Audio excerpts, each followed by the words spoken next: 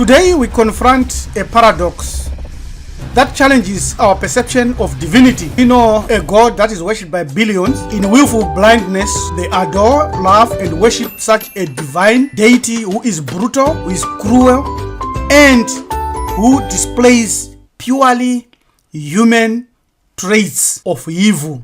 Let us look at the paradox of a divinity with good and evil inclinations. Welcome to our YouTube channel, Hamiti Buru Ethics. Like, comment, and share. And before answer the questions that we have raised, it is critical that we state that the real creator is not a spirit or a being. No human mind, no human organization, no sage, no guru, no spirit, no deity has described the unknowable creator. The phenomenon of this unknowable creator is on subjectivity levels. Your reality in projecting this real creator comes from your personal study but cannot be transferred to any other human being. It's your personal perception of reality. Grab our book, Free from God, to explore how this worthwhile subject of life is exhaustively explored. Subscribe to our channel and let us walk this journey together. Let us look at several interesting qualities of the nature and characteristics of this God. Number one, the lying nature of God. How does a sane human worship a God that says he has never been seen, with proofs in the same text of many people having seen him? We look at this and know a number of scriptures like John 1:18, which says no one has seen God at any time. John 4:12 says no one has ever seen God. 1 Timothy 6:16 says no man or has or can see God. We know when you read Exodus 33:20, when God is speaking to Moses, he says, thou cannot see my face, for there shall no man see me and live.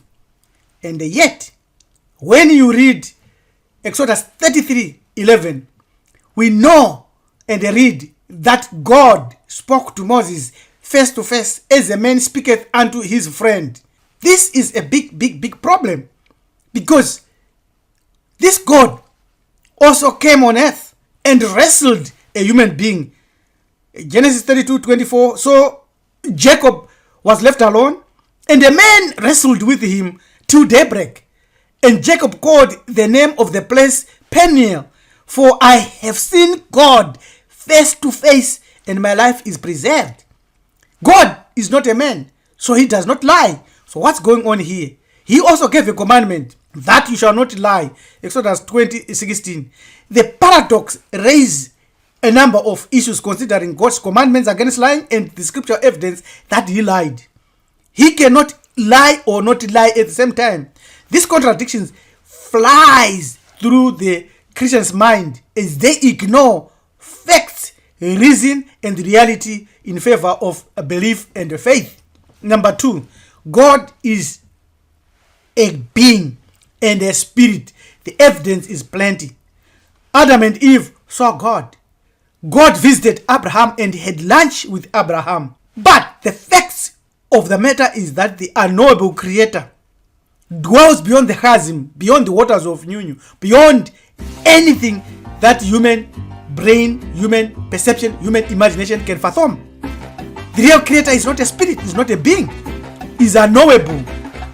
The mental barrier, the brain barrier, the spiritual barrier, the chasm makes it impossible, such that no spirit, no God, no righteous ancestor, no being, no human sage can pass that and come back and give us information. Yet we know and we are aware that inside every human being intuitively dwells something that awakens to understanding and accepting this reality, which shall show in our conclusion what this is and how you can contemplate around that. The Bible has multiple verses we have already seen where God cannot be seen, where God can never be seen, where God's face is not known, and anything that comes to the sight of that face instantly dies. But the Bible also insists that a lot of people saw God. Abraham, Isaac, Jacob, Adam, Eve, Israel, Isaiah, Isaac, Micah, Isaiah, Amos, Habakkuk, Ezekiel, all the prophets They saw God. Even the elders of Israel and Moses saw God and had lunch and had a picnic with him. Number 3, the nature of God's justice and a mercy. When we look at justice and mercy as emanating from God, we realize that it depends not on human will or exertion, but on God who has that mercy. The contradiction here lies between God's justice in holding humanity accountable for sin, as taught in Romans 3:23, where he says the wages of sin is death, and his mercy when he offers forgiveness in Ephesians 2:4, where he says, but God, being rich in mercy because of the great love which he has loved us, even when we were dead in our trespasses, made us alive together with Christ. By grace you have been saved. And yet God says, I will show mercy anyone I choose, and I will show compassion to anyone I choose. So it is God who decides to show mercy. We can neither choose it nor work for it. These contradictory teachings show tension and show contradictions in the Bible and the behavior of the nature of God. Let's look at predestination versus free will, which is fact number 4. The nature of their God is such that we are told in Ephesians 1:4 that he chose us before the creation of the world. Predestination. In Romans 8:29-30, for those whom he foreknew, he also predestined. That is God's sovereignty of choice. And yet, when it comes to human responsibility, in John 3:16, we are told that he loved the world so much and he gave his only begotten son, that whosoever believeth, that's human choice, that's human free will. So that is a problem, because the center of God's sovereignty and the choice and humanity's responsibility to respond in faith, as per John 3:16, raises the tension and the contradiction in why God already knew that. In any case, his foreknowledge and his predestination for you must align with your human agents of free will. The confusion in the Bible comes now when you read Matthew 24:13, which says, but he that shall endure unto the end, the same shall be saved. Why? When you are already predestined. So this is a huge problem.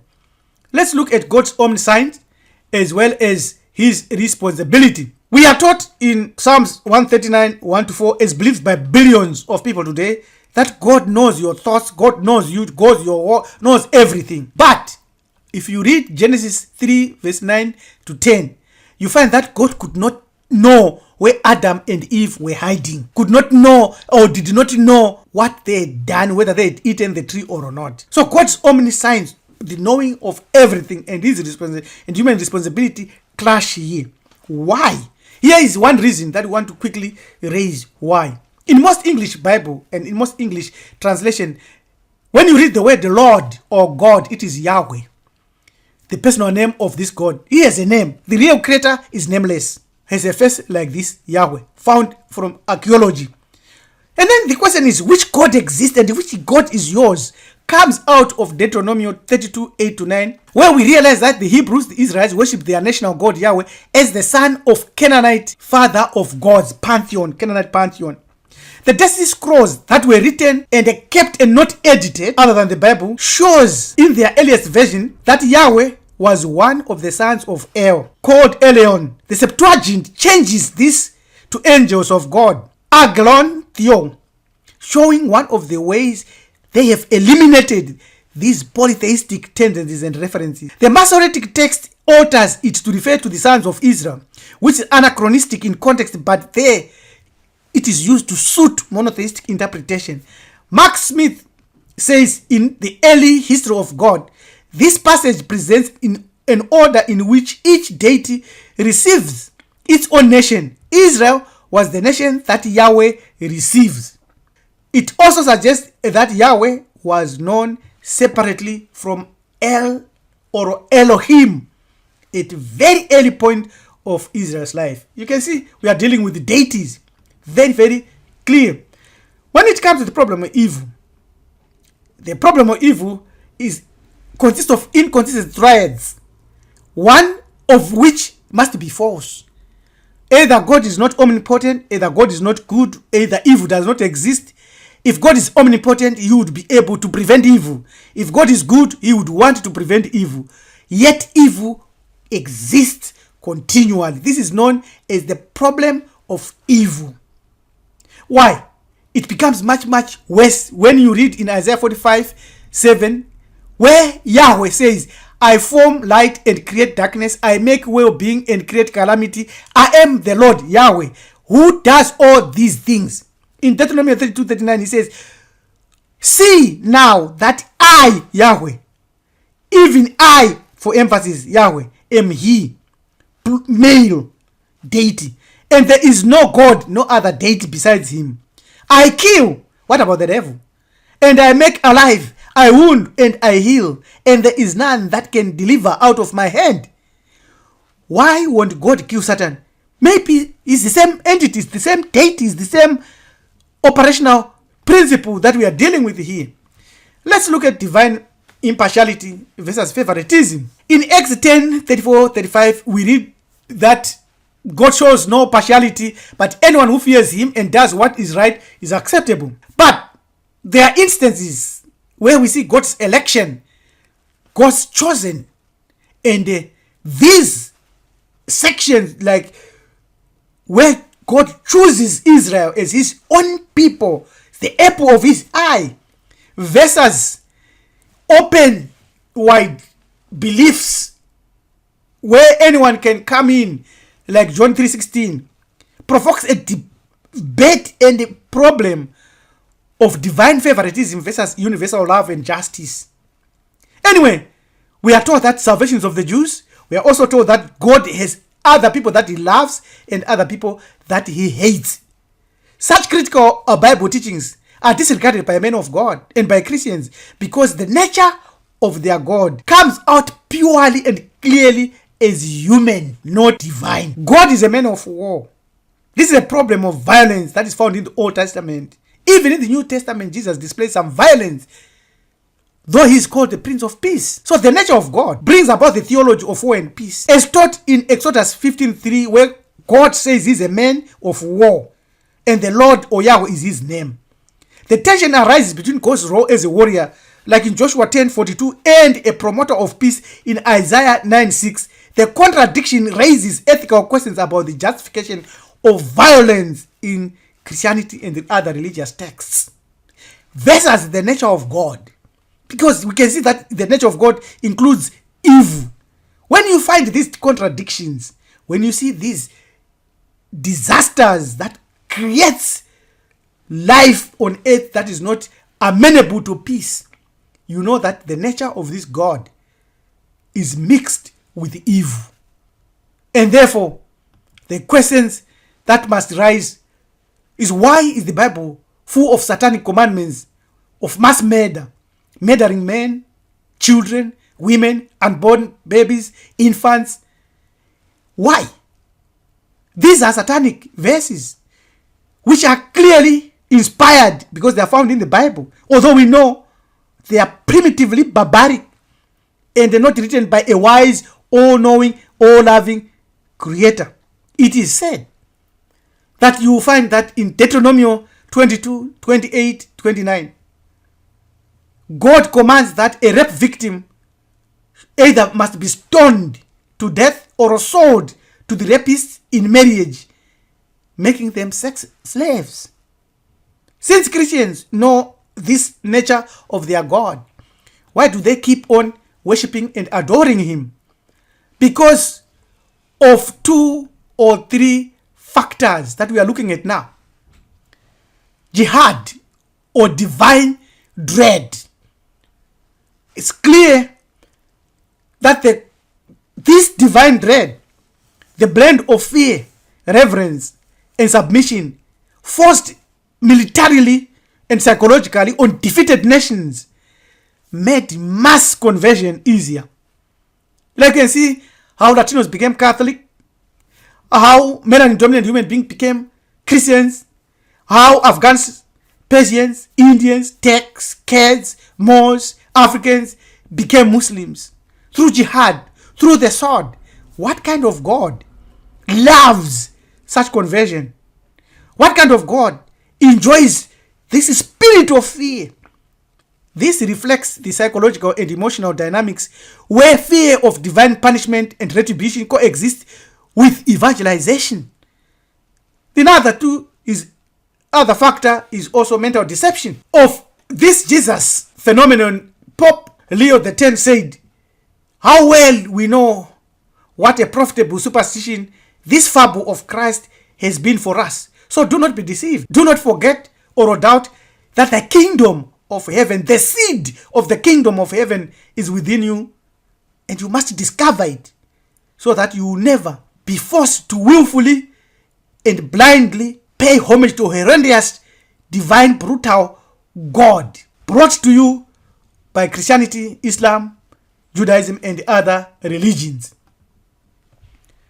We need to understand that when you know the nature of God, when you know the attributes of God, when you know that this God kills, that this God commits and commands genocide, you will know that you need to address this divine dread, this fear of God from several approaches so that you can have a healthier and more balanced relationships with your spirituality and with this world that is projected by these religions. Know the nature of reality, not only that alone, but your consciousness and illusion in it. Christianity and Christians may not know the nature of their God, otherwise they would ditch that God. For us to proceed, we need Afro salvation, and Afro salvation involves that mystic system and that fetish of war protection system that Europeans knew and fought us not to engage in. What is Afro salvation? Afro salvation is wokovu, nzoputa, akagisa, chipulumutso, faina, insindiso, usindiso, egibala, kuponiswa, bada, poloko, and you need to know that you must hustle. Let's hype deeds, not only chatter, not only words. Matendo si maneno, diketso, eseng manswe, mabasa, not only kutaura. Afro salvation is true liberation. That involves your divine spark, moya, the real you, tied to your ancestral reverence and the veneration of ancestors, approached within the framework of your spiritual knowledge and practice as one aspect of your journey towards transcending this material world. This is all connected to our mystic systems. We are excited as Marifato to offer Bantu Foundations training, whose nuances are taught when you start to train in matters of these mysteries. Join us as we say deeds, not words. Because we have already said a lot. We have already said enough. It's time to build. Watch this space for more information on the soon coming, captivating Bantu Foundations mysteries. Till we meet again, stay safe. You are very important. Your manager to be Priest Rabbi LM says yes, deeds, not words. No more platitudes. Amen.